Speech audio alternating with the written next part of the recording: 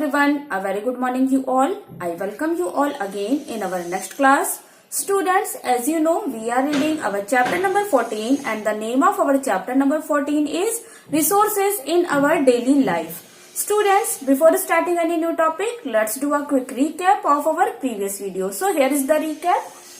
Resources given to us by nature are called natural resources. Students, ऐसे resources जो हमें nature से directly मिलते हैं उन्हें हम natural resources बोलते हैं.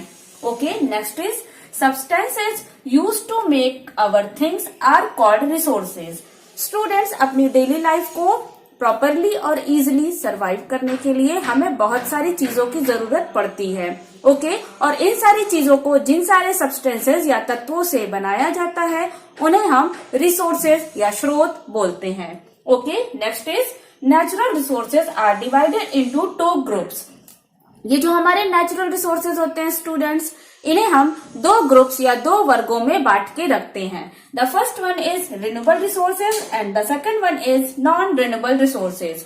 In our last video, we have studied about the renewable resources. So, what are the renewable resources? Renewable resources are never get exhausted or replaced easily.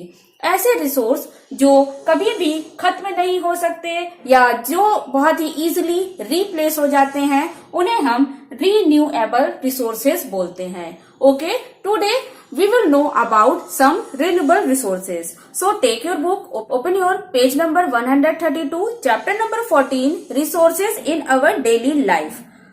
The first example of renewable resources is sun. Sun Hindi में हम जिसे सूरज कहते हैं. Sun is the main source of energy. सूरज हमारी पूरी अर्थ पे energy का मुख्य स्रोत है. The sun's energy is converted into chemical substances which are stored in different parts of the plant. Students, as you know, our plants do photosynthesis. हमारे जो भी plants होते हैं ये photosynthesis करते हैं जिसके लिए they need sunlight also. ठीक है. So the sun's energy is converted into chemical substances. जब भी हमारे जो plants होते हैं वो photosynthesis का process करते हैं तो उसमें ये जो sunlight होती है वो कुछ chemical substances में change हो जाती है. ठीक है, और जो पौधे के विभिन्न भागों में स्टोर होती रहती है. This energy is passed on to us through plants. और ये जो एनर्जी होती है सन की ये प्लांट्स के द्वारा हमारे तक पहुंचती है. जब प्लांट्स में निकलने वाले फ्रूट्स वेजिटेबल्स को हम कंज्यूम करते हैं या खाते हैं तो सन की ये एनर्जी हमें मिलती है. Okay, the sun's energy is also called solar energy. सूरज की रोशनी को हम सौर ऊर्जा या सोलर एनर्जी भी कहते हैं. These days, solar energy is being used as an alternative source of energy which does not pollute the environment.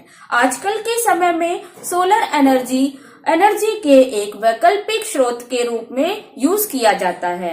Solar energy का जो यूज होता है उसको करते समय हमारा जो पर्यावरण है वो बिल्कुल भी प्रदूषित नहीं होता है. Solar energy is stored in solar cells और solar plants panels and is used in many ways like running fans and operating cars. Students, solar energy को सोलर सेल्स और जो सोलर पैनल्स होते हैं उनमें स्टोर करके रखा जाता है जिसका यूज करके फैंस चलाए जाते हैं, इलेक्ट्रिसिटी प्रोड्यूस की जाती है और कार्स भी चलाए जाते हैं. सो इस तरह से जो हमारी सोलर एनर्जी है दिस इज रिन्यूएबल रिसोर्स जिसका हम जितना भी यूज करें वो ना एग्जॉस्ट होती है, खत्म भी नहीं होती है और इजिली रिप्लेस होती रहती है. The second one is water, पानी. Life can not exist without water. Earth पर या पृथ्वी पर बिना पानी के किसी भी तरह का जीवन संभव नहीं हो सकता. It not only provide life to all, it is also a clean source of energy. पानी ना ही सबको जीवन प्रदान करता है बल्कि ये भी ऊर्जा का एक बहुत ही मुख्य स्रोत है. The energy of running water is used for generating electricity. Running water का यूज करके हम इलेक्ट्रिसिटी प्रोड्यूस करते हैं. This is done by building dams across the river. Students, electricity कैसे जनरेट होती है? जो हमारे नदियों के किनारे डैम्स या बांध बने होते हैं उनसे ही जो पानी प्रवाहित होता है या बहता है उसी से इलेक्ट्रिसिटी जनरेट की जाती है. The next one is wind. The energy of wind can be used to generate electricity, to draw underground water and operate flour mills. Students, wind का मतलब हवा। हवा की जो एनर्जी होती है उसका यूज करके भी इलेक्ट्रिसिटी जनरेट की जाती है। इसका यूज करके अंडरग्राउंड वाटर को बाहर निकाला जाता है, खींच कर बाहर निकाल सकते हैं हम। और उसके अलावा जो आटे की मिल होती है उसको चलाई जाती है। Wind energy can be put to use this the help of wind mills. Students, ये जो विंड एनर्जी होती है इसका यूज हम विंड मिल की हेल्प से करते हैं। Next one is forest, jungle. A forest is a large area of land that is thickly covered with trees. Students, forest क्या होता है? Forest एक बहुत बड़ा एरिया होता है जो कि पूरा पेड़ों से घना भरा रहता है। Trees give out oxygen which is necessary for all living beings. पेड़ जो होते हैं वो ऑक्सीजन देते हैं हमें, जो कि सारी सजीव वस्तुओं के लिए बहुत ही जरूरी है। They purify the air. जो हमारे पेड़ होते हैं वो हमारी हवा को शुद्ध करते हैं। Forests are a very important resource because we get many useful things like fruits, medicines and timber from them.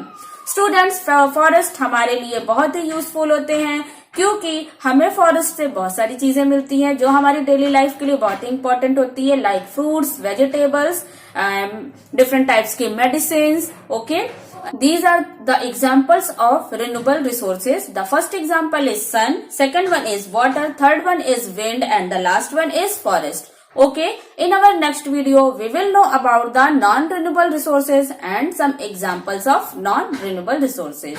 Okay.